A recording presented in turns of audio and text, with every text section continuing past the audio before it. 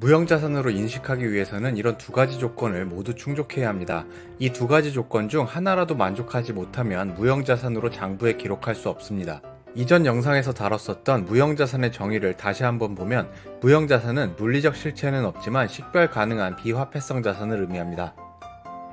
무형자산의 인식 기준을 이번 영상에서 알아볼 텐데, 무형자산의 정의를 충족하는 것과 무형자산으로 장부에 인식한다는 것은 엄연히 다르다는 것을 알고 넘어가도록 하겠습니다. 무형자산의 인식 기준 중 첫 번째는 해당 자산에서 발생하는 미래 경제적 효익이 기업에 유입될 가능성이 높아야 합니다. 여기서 미래 경제적 효익의 경우에는 무형자산의 예측 가능한 내용 연수 동안의 경제적 상황에 대한 경영자의 최선의 추정치를 반영하는 합리적이고 객관적인 가정에 근거하여 평가되어야 합니다. 따라서 미래 경제적 효익이 얼마나 확실히 발생할 것인지를 평가하는 것이 중요한데, 이럴 때는 무형자산을 최초로 인식하는 시점에서 이용 가능한 증거에 근거해서 평가를 하는데, 가능한 내부 증거보다는 외부 증거를 많이 사용하도록 해야 합니다. 무형자산의 인식 기준 중 두 번째는 해당 자산의 취득원가를 신뢰성 있게 측정할 수 있어야 합니다. 따라서 무형자산을 최초로 인식할 때에는 취득원가로 측정하게 됩니다. 이렇게 무형자산의 인식 기준을 종합해서 보면 유형자산의 인식 기준과 동일한 것을 확인할 수 있습니다. 무형자산도 자산이므로 동일한 인식 기준을 적용하는 것입니다. 무형자산은 기업 자체적으로 연구개발 활동을 통해 창출하는 경우도 있지만, 기업 외부로부터 개별적으로 취득하는 경우도 있습니다. 이렇게 외부로부터 취득하는 경우에는 무형자산의 인식 조건을 만족하게 됩니다. 기업의 외부에서 무형자산을 취득하기 위하여 지급하는 대가는 일반적으로 해당 자산이 창출할 것으로 기대하는 미래 경제적 효익의 가치를 반영할 것입니다. 따라서 미래 경제적 효익의 유입 가능성의 경우에는 자산의 취득원가에 반영하는 것이 바람직하다고 봅니다. 그렇기 때문에 기업의 외부로부터 개별적으로 취득하는 무형자산은 미래 경제적 효익 유입 가능성 조건을 항상 충족하는 것으로 보게 됩니다. 또한 개별적으로 취득하는 무형자산의 취득원가는 일반적으로 신뢰성 있게 측정할 수 있습니다. 특히 지급 대가가 현금이나 기타 화폐성 자산으로 구성되어 있는 경우에는 좀 더 신뢰성 있게 취득원가를 측정할 수 있습니다.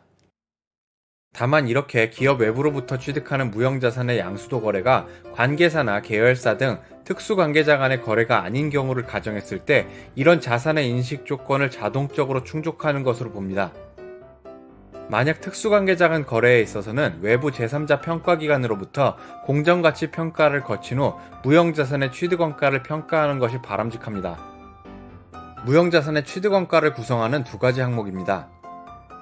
외부로부터 구입 가격의 경우에는 매입 할인과 리베이트 같은 항목이 있는 경우 이런 항목들을 차감하고, 해외로부터 매입했을 경우에는 수입 관세를 포함하면서 또한 환급받을 수 없는 제세금을 포함합니다.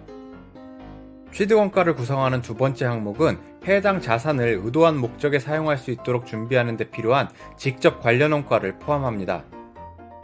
관련 원가에는 해당 자산을 사용 가능한 상태로 만드는 데 직접적으로 관여한 종업원에 대한 급여, 그리고 공정가치 평가 등의 절차를 밟는 데 필요한 전문가 수수료, 해당 자산이 적절하게 기능하는지 여부를 판단하게 하기 위한 검사 원가 등이 있습니다.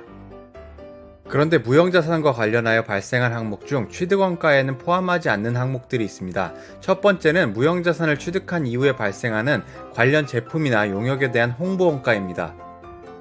두 번째는 해당 무형자산을 사용할 수 있도록 새로운 지역에서 또는 새로운 계층의 고객을 대상으로 사업을 수행하는 데서 발생하는 원가를 의미합니다. 세 번째는 해당 무형자산을 위해 지출하는 관리원가 및 일반 경비 등입니다. 이렇게 무형자산의 원가에 포함하지 않는 항목들을 보면 무형자산의 취득원가는 기업이 원하는 방식으로 무형자산이 운용될 수 있는 상태에 이른 경우 인식을 중단합니다. 따라서 무형자산을 사용하거나 재배치하는 데 발생하는 원가는 무형자산의 장부금액에 포함하지 않습니다.